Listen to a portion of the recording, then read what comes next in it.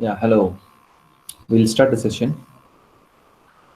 Welcome to the video lecture series on digital image processing uh, that we'll be discussing today. That is a global processing approach, which is called Hawk transform. Yesterday we thought about this Hawk transform, right? So after today's lecture, the student will be able to explain and implement the local processing techniques for linking the edge process and also the global processing technique. That is, the student will be implement the hub transfer to link edge point. So let us just see that what we have seen in the last class. We have said that ideally, edge detection technique should identify the pixels line on boundary between the region. We say it is the boundary between the region because we assume that it is a transition. This region is a transition region from low intensity value from low intensity region to a high intensity region or from a high intensity region to low intensity region. But while trying to implement this, it has been found that the edge point, which we expect to be continuous to give us a meaningful boundary description of a segment that cannot be achieved in practice. Now, this is mainly due to two reasons. First one is due to non-uniform illumination of the scene. If the scene is not uniformly illuminated, that leads to detection of edge point, where the boundary point will not be continuous. And the second reason for getting this non-continuous boundary point is the presence of noise. That is like if the noise is if the image is noisy, then after doing the edge detection operation, either the boundary point will not be continuous or there may be some edge point which are not practically edge point or the boundary point of any of the region. So to tackle this problem, we have to go for linking of edge point so that after linking, we will get a meaningful description of the boundary of a particular segment. So we have said that there are mainly two approaches for edge linking operation. The first approach is the local processing approach, and the second approach is the global processing approach. In the local processing approach, what we do is we take an edge detected image, that is the edge that we have as an input. That is an image containing only the edge pixels. So we assume that edge points will be white and all the non-edge point will be black. And in this edge detected image, we analyze each pixel in a small neighborhood. So for every point x comma y, if that is an edge pixel, we take a small neighborhood of the point x comma y and we link the other edge point within this neighborhood with the point x comma y.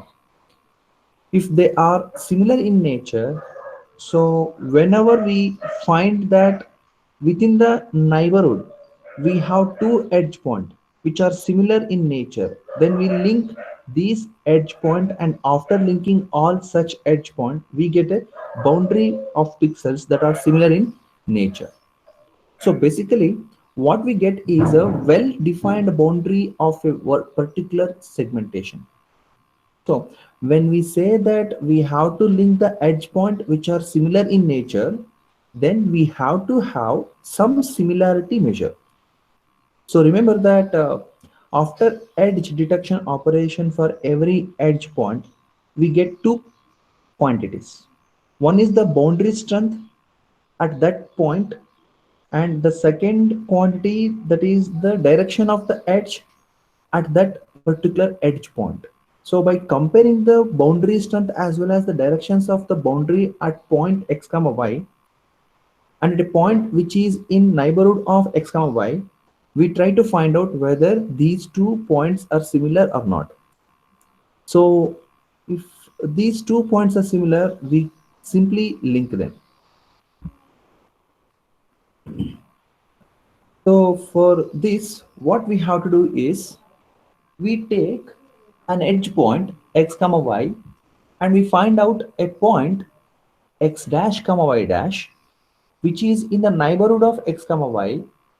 So what we are doing is we are taking this point x comma y and considering the point x dash comma y dash which is the neighborhood of x comma y, and we found out the difference of edge strength.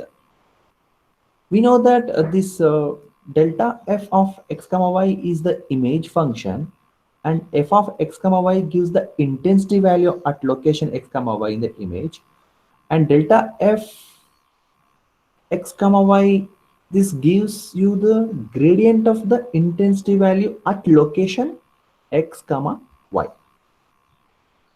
So we compute the gradient at location x comma y and also the gradient location x dash comma y dash, and if the difference between these two is less than or equal to certain threshold t, where t is a non-negative threshold, and at the same time, so this gives you whether the strength is similar or not. And at the same time we also have to check whether the direction at this edge, which is given by this alpha of x comma y at location x comma y and alpha of x dash comma y dash at location x dash comma y dash, so there if the orientation or the direction of the edge is also similar, that is the difference is less than or equal to some angle threshold value a, then we consider these 2 points x comma y and x dash comma y to be linked together.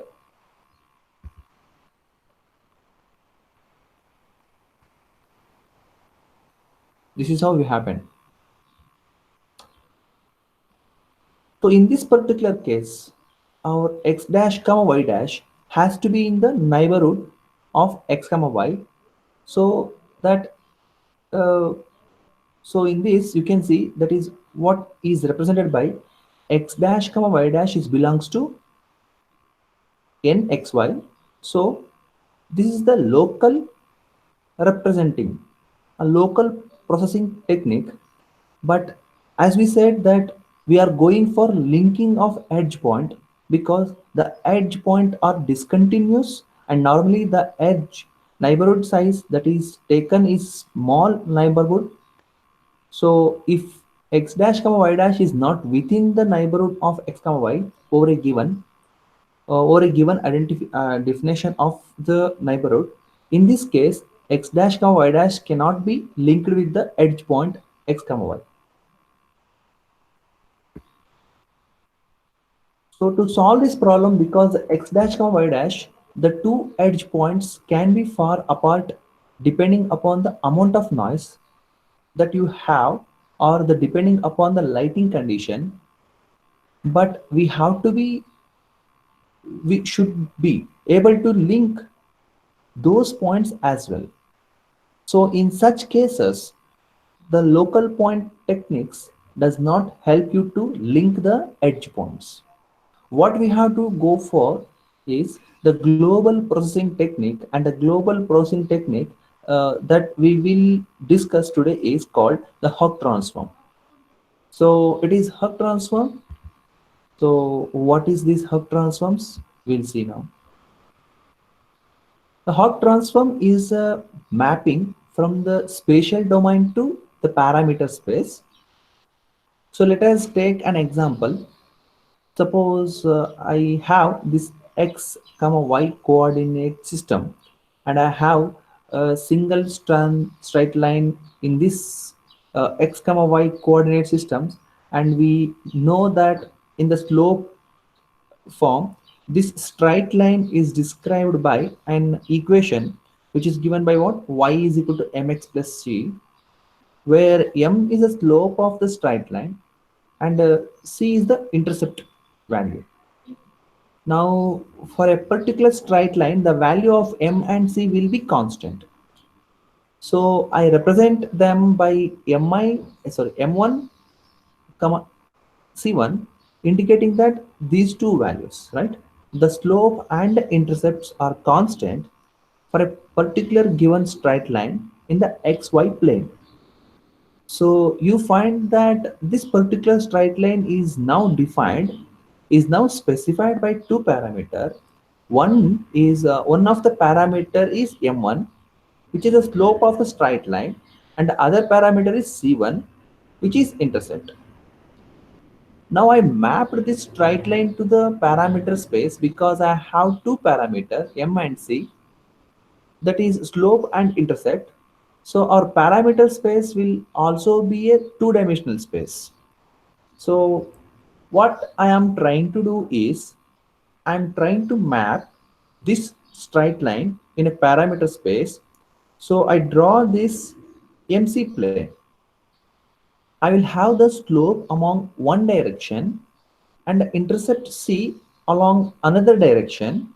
And since for this given straight line, y is equals to m1x plus c1. m1, that is the slope, and c1, that is the intercept, is fixed. So this particular straight line will be represented by a single point in the MC plane, and this point is at location m1 and c1. So we find that when I mapped a given straight line in the spatial domain to the parameter space, a straight line gets mapped to a single point. Now let us see what happens if we are given a point in spatial domain, that is the x and y plane. We are given a particular point. Let us see the stimulation, that what will happen in this case. So now I have this. I have again this xy plane, and in the xy plane I have a single point, and let us assume the coordinate of this point is x1 comma y1. Now you find that equation of any straight line in the xy plane, as we have seen earlier in the slope intercept form, is given by y is equals to mx plus c. Now if this straight line y is equal to mx plus c has to pass through this given point x1 comma y1, then x1 comma y1 must satisfy this equation. So in effect, what I will get is I will get an equation that is y1 is equals to mx1 plus c, because this line y is equal to mx plus c is passing through the given point x1 comma y1, and this is the equation that has to be satisfied by all the straight line that passes through this point x1 comma y1. Now we find that ideally I can have infinite number of straight line passing through this given point x1 comma y1. So there will be a infinite number of straight line like this, and for each of these straight line the value of slope, that is m, and intercept c, that will be different. So if I now map this single straight line in our parameter space, that is MC plane, you find that this m and c, these two becomes the variable, whereas y1 and x1, they are the constant. So now what I can do is I can rewrite this equation, that is y1 is equal to mx1 plus c, and in this way I can write it as c is equal to minus mx1 plus y1. So here what I have is I have this x1 and y1. These two are constants and c and m are variable. So if I map this point x1 comma y1 into our parameter space, so what I will have now is I will have this MC plane, and in the MC plane you have find that c is equal to minus x1 plus y1. This now the equation of the straight line. So effectively what I get is I get a straight line in the MC plane following the equation c is equal to minus mx1 plus y1. So we have seen two cases, that is one case a straight line in the xy plane is mapping a point in the MC plane, and in the other case if I have a point in the xy plane that is mapped to a straight line in the MC plane. And this is the basis of the Hawk transform, by using which we can link the different edge point which are present in the image domain, which is nothing but the spatial domain, or we can say that this is nothing but our xy plane. Now consider this. Now let us see that what happens if I have 2 points in our spatial domain or the xy plane. So again I go to our spatial domain or xy plane. So this is my x-axis and this is my y-axis. And suppose if I have 2 points, one is say xi comma yi, and the other point I have in this is the special domain is xj comma yj. Now if I draw a straight line passing through these points xi yi and xj yj, so this is the straight line which passes through these 2 points xiyi and xjyj. And we know that this straight line will have an equation of the form y is equals to some m dash x plus c dash. Okay. Okay.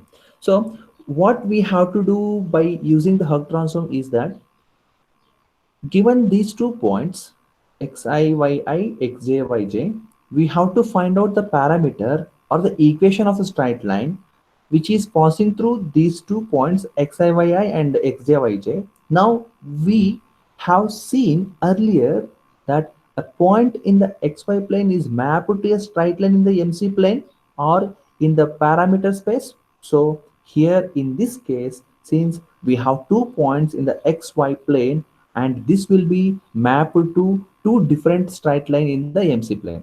So if I draw the MC plane, if I find the mapping in the MC plane, it will be something like this.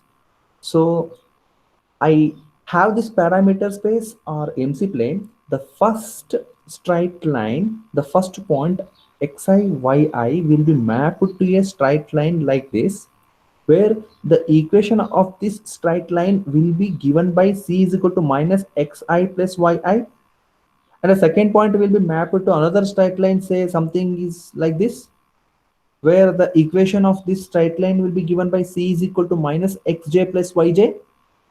And you find that the point at which these two straight line meets, that is this particular point, this is the one which gives me the value of m and c. So this will be given give me the value of m dash and c dash, and this is my m dash c dash are nothing but the parameter of the straight line in the xy plane which passes through these two given points xi yi and xj yj. Now if I consider that there are infinite number of points, or there are large number of points lying on same straight line in the xy plane, each of these points will be mapped to a particular straight line in the MC plane like this. But each of these straight line will pass through this line point m dash c dash is a parameter space. Now, how do you compute this Hug transform? So for what we have discussed in this continuous domain, that is our assumption is the value of m and c, or m and c are continuous variable. But in our implementation, since we are considering the digital cases, we cannot have the continuous value of m and c. So we have to see that how this Hug transform can really implemented. So for the implementation, what have to do this entire MC plane has to be subdivided into number of accumulator cell. So this is just a figure you can see here. You find that what we have done in this MC plane is divided into number of smaller accumulator cell. So here we have a large of slopes, which are expected range of slopes in a particular applications, and the range is from a minimum, that is of the minimum slope to the maximum slope. So this is the minimum slope value, m minimum, and this is the maximum slope, m maximum, mx man. Similar for C, this is also subdivided, and total range is within a expected maximum value and minimum value. So C mini is the expected minimum value of the intercept C, and C max is the expected maximum value of intercept C. So within this minimum and maximum, within this range, this space is divided into number of accumulator cell. And this array, this two-dimensional array, let us name this as array as A, and each these accumulator cell location can be indexed by, say, index I and J. So a cell location at location, say, I comma J, and I call this location as cell location IJ, and the corresponding accumulation cell will have a value, say, A of I comma J. So this A of I comma J, this particular cell, the I comma Jth cell correspond to the parameter value, let us say mi and ci. So, and I comma jth accumulator cell have the accumulated value a of I comma j correspond to the corresponding parameter value mi and cj. And for implementation value, we do is what we do is we initialize each of these accumulator to 0. So initially a of I comma j is set to 0, and that is our initialization. Okay. So once we have this array of accumulator cell, then what we do in the spatial domain, we have a set of boundary point, and in the parameter space, we have a two-dimensional array of accumulator cell.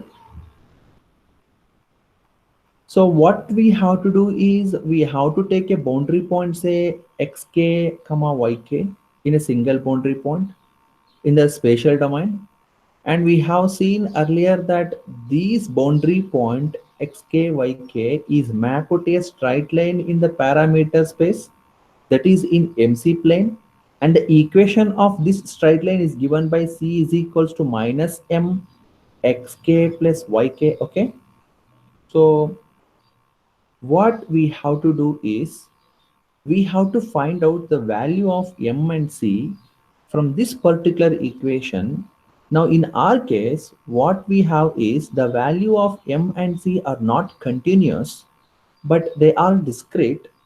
And as we have said that an I comma jth accumulator cell correspond to the corresponding parameter value mi and cj. So to solve for the value of m and c, our basic equation is c is equals to minus m xk plus yk. So here what we do is we allow the value of m to vary from the minimum to maximum, as we have said that we have chosen a range m minimum to m maximum. So we allow the value of m to take all possible value, or all allowed values are specified in our parameter or accumulator cell ranging from m minimum to m maximum. And for each of these values of m, we solve for the corresponding value of c. Following this particular equation, c is equals to minus mx plus yk, mk plus yk.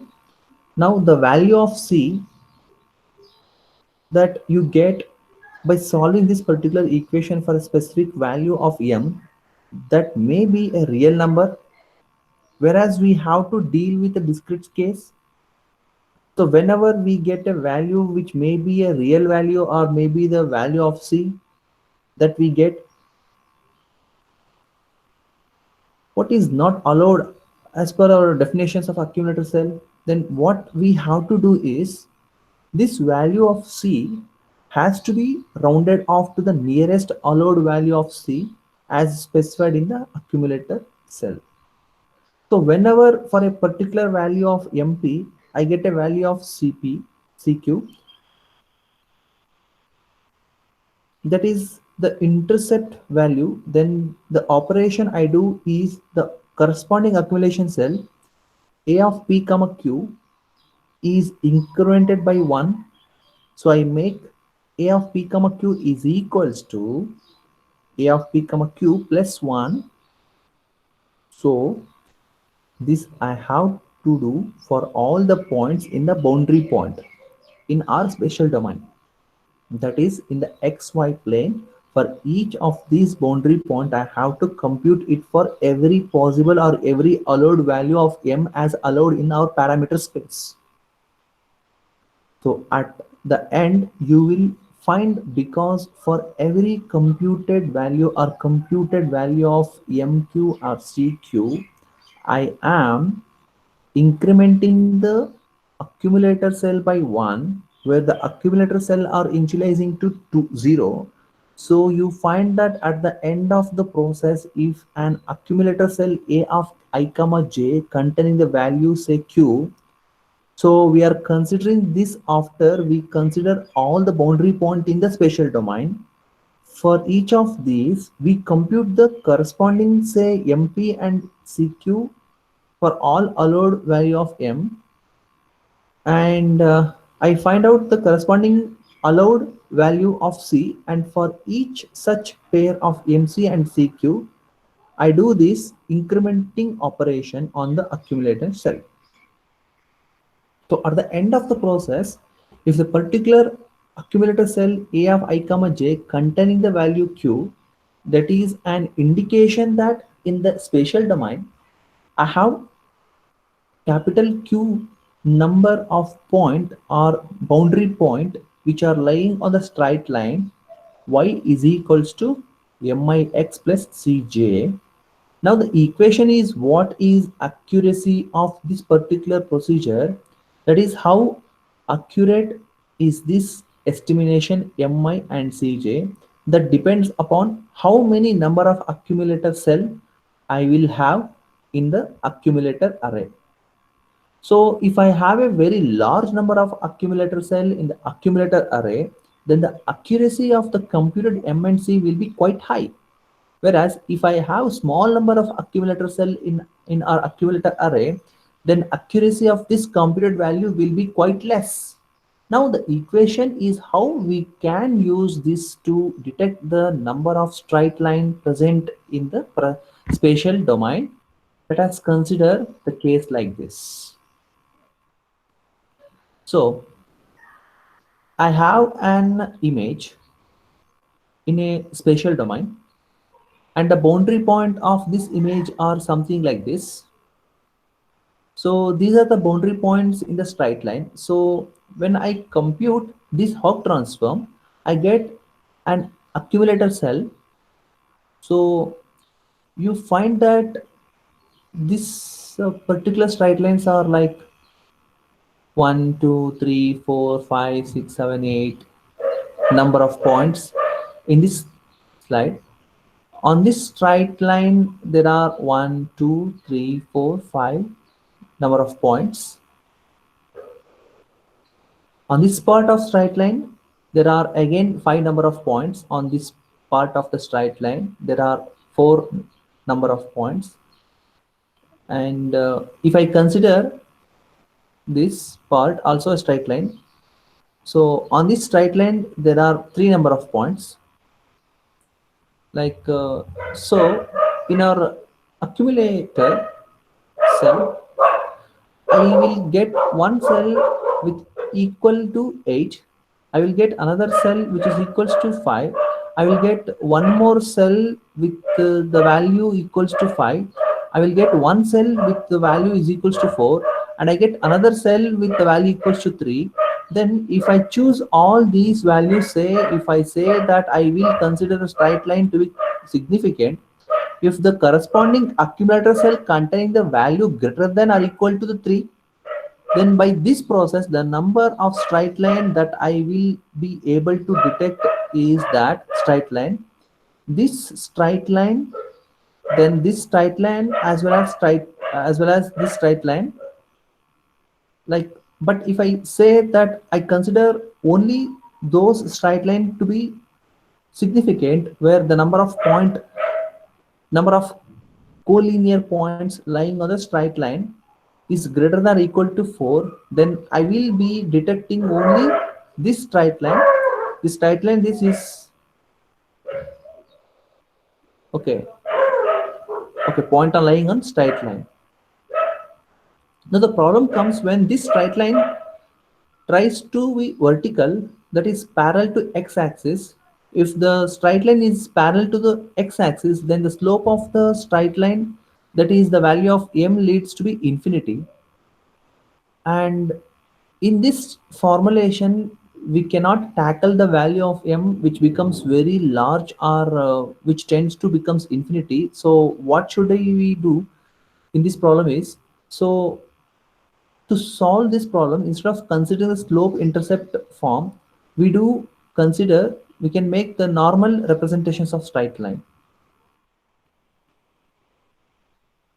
So in this, so the normal representations of straight line is given by this. The formula is a P is equals to x cos theta plus y sin theta. And what do we get in case of this normal representation? The line that we get is something like this.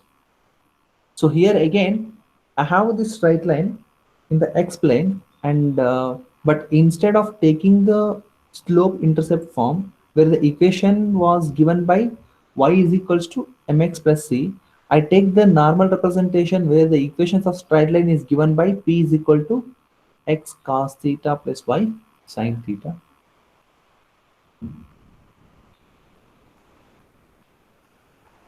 Yeah. What is rho here? Rho is the length of the perpendicular. It is the length of the perpendicular dropped on the straight line draw from the origin of xy plane, and theta is the angle made by this perpendicular with the x-axis. So you find that the parameter of the straight line, which is defined in this normal form, rho is equals to x cos theta plus y sin theta. The parameter or rho, which is the length of the perpendicular drawn from the origin to the given straight line, and theta, what is the angle formed by this perpendicular with the x-axis. So unlike in the previous case where the parameter are the slope m and c, now my parameter becomes rho and theta. And when I have these two parameter rho and theta, then the situation is quite manageable.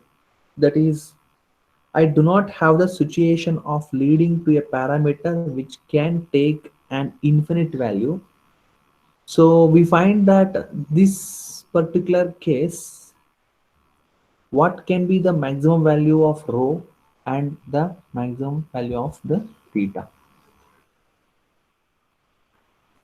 We consider the value of theta to be ranging in the range plus or minus 90 degree, and the value of rho, that is the length of the perpendicular to the straight line from the origin, to be rho is equal to plus or minus square root of m square plus n square, where m cross n is the image size. And this is quite obvious, because if I have an image of dimension say m cross n, say here the image dimension is there are m number of rows and say n number of columns, and this is the origin of the image plane. And in this you can find that I cannot draw any straight line for which the value of theta will be beyond this range plus or minus 90 degree, and the value of rho, this should be rho is equals to plus or minus square root of m square plus n square. But what is the difference of our earlier formulation with this formula is now in this particular case our equation of the straight line is taken as rho is equals to x cos theta plus y sin theta, whereas in earlier case our equation was y is equals to mx plus c. So here you find that in this particular case, given a single point say x1 comma y1 in the spatial domain, in the parameter domain, in the MC plane, the corresponding equation becomes c is equal to minus mx1 plus y1, which is again the equation of a straight line. So a particular point in the spatial domain is now mapped to a sinusoidal curve in the parameter domain or in the rho theta space. However, if I have q number of collinear point in the xy plane, which will be mapped to q number of straight line in the MC plane, but all those straight line will pass through a single point. In this case, the same q number of collinear point in the xy plane will be mapped to q number of sinusoidal curve in the rho theta plane, but all those sinusoidal curve will intersect at a particular point at the single point, which gives us the value of rho and theta, which are the parameter for the straight line on which all those q number of collinear points lies. So again, as per we have done in the previous formulation that for a given point, as we have said that it becomes rho is equal to x cos theta plus y sin theta, and for a given point say xk comma yk in the spatial domain, our equation becomes rho is equals to xk cos theta plus yk sin theta. What we do is we allow the value of this variable theta to assume any of these allowed value as given in the accumulator cell. So the theta can assume any of these allowed value between this given maximum and minimum, and we solve the corresponding value of rho, and because of the solutions of rho that you get maybe one of the allowed value. So what we have to do is we have to round off the value of rho to one of the nearest allowed value in our rho axis. So again, as before that, at the end of the process, if the accumulator cell say a of I comma j contains a value is equals to q, this means that there are q number of collinear points in the spatial domain, which in the spatial domain lie on the straight line, which satisfies the equation rho j is equals to x cos theta I plus y sin theta I. So again, as before, depending upon the number of points, putting a threshold on the number of points which are we consider to be significant point or not. So I can determine how many straight line in the given boundary image I will extract, which will give me the meaningful boundary description. Now let's see, by applying this technique, what kind of result we get here is, here what we have shown is we have said that every point in the spatial domain is mapped to a sinusoidal curve in the parameter domain. In the rho theta plane, you find that this point 1, this point 1 over here has been mapped to a straight line. The point 2 has been mapped to a sinusoidal curve has been given by this. The point 3 again has been mapped to this particular sinusoidal curve. 4 has been mapped to this particular sinusoidal curve, and 5 has been mapped to this particular sinusoidal curve. And now we find that if I want to find out the equation of a straight line passing through say 2 comma 3 and 4, then these 3 points, then you can find the 2 comma 3 and 4.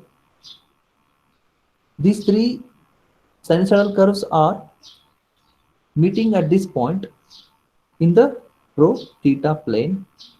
So the corresponding cell will have the value is equals to 3, indicating that there are 3 points lying on a straight line which satisfies this particular value of theta and this particular value of theta. So from here I can get the parameter of the straight line on which these 3 points 2, 3, 4, there are lying the same is true for other case as well. For example, 1 comma 3 and 5. So we find that this is the curve for 1, this is the curve for 3, and this is the curve for 5, and all of them are meeting at this particular point. So here, whatever the value of theta and rho I get, that is the parameter of the straight line passing through these points 1, 3, and 5. So by applying this, you find that in one of our previous class, we had shown in this image, and after edge detected operation, what we get is the edge point as given on this right hand side. And now if I apply the Hooke transform and try to detect all 4 most significant straight line, then by applying Hooke transform I find these 4 straight line which are most significant and the boundary which is specified by these 4 straight lines. So I can always find out that what are these vertex location, and this is the rectangular region which is actually the boundary of this particular objective region. So what is this? We come to the end of our today's discussion, that is the global edge linking operation, where the global edge linking is done by using Hooke transform. And we have said that this Hooke transform is nothing but a process of mapping from the spatial domain to the parameter space. That's it. That's it. This is the end of the session. Thank you.